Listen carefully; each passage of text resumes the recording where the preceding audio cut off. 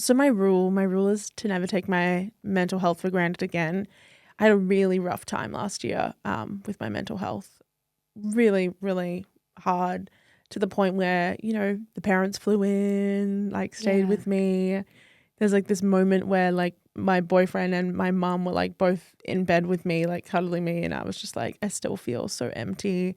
It was really hard. It was really hard, and I like could barely eat anything, and I really just didn't want to leave my house, and it's just the universe and the world felt very cold. Mm. And I think there's probably a lot of people who are hearing that and can be like, I can relate to that, because that's what it feels like.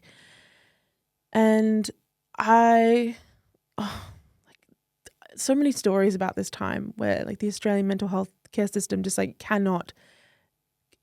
isn't working. Mm. And I remember being like, I'm someone who literally helped create these systems. And if I can't navigate them, who can? Yeah. Like, I'm someone who studied psychology, is mental health first aid trained, worked with like people who were experiencing mental health crisis. And here I am having a mental health crisis, and I just need to speak to someone.